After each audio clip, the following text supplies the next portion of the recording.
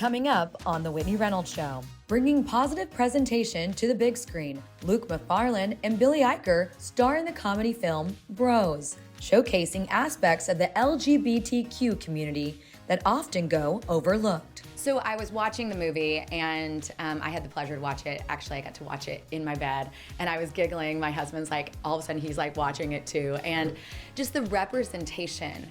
Tell me, like, what was the genius behind that for you? Like, why did you say, like, I have to get behind this and make it? Well, you know, the movie's produced by Judd Apatow, who's made some of the funniest movies ever. He is a straight man. He made Bridesmaids and 40-Year-Old Virgin and Knocked Up. Nick Stoller wrote it with me, and he directed Forgetting Sarah Marshall and Neighbors. These guys really know how to make a great comedy film that everyone loves and can relate to, and I wanted LGBTQ people to see themselves on the big screen, not in a tragic way. We always get these stories about the tragedy of being LGBTQ, the suffering, the closet.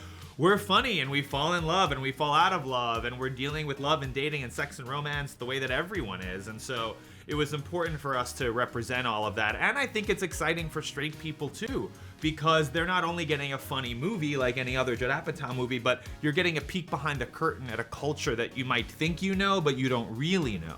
So I think it's exciting and new and fresh in that way. Pulling the curtain back into a community while also appealing to all audiences. The stars reflect on how they express emotions for each other in a climate that can idolize masculinity. For you in the movie, I was reading that a lot of people have been talking about like gay and being a masculine gay. What are people say? I mean, I'm trying to understand, is there some type of like stigma with being a masculine gay? I was trying to wrap my head around like why people keep talking about those two things together. I think that there is a cultural obsession with toughness, meanness. You know, I think we talk about it in politics, we talk about it in branding. We sort of think about all the people we fetishize in superhero movies. They're big, they're muscular, they're strong, they're maybe a little shut down.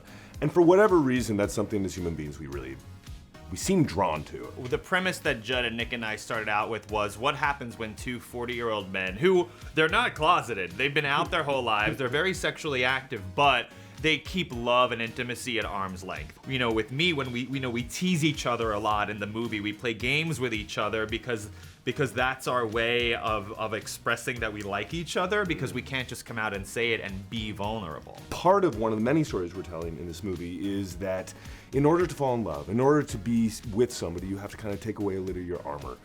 Aaron, my character's armor, is his masculinity, his toughness, his aloofness. I think his armor is maybe a little bit more of his sarcasm and his sort of sense of humor, but you can't fall in love until you remove those things. This and more coming up on our new season of The Whitney Reynolds Show.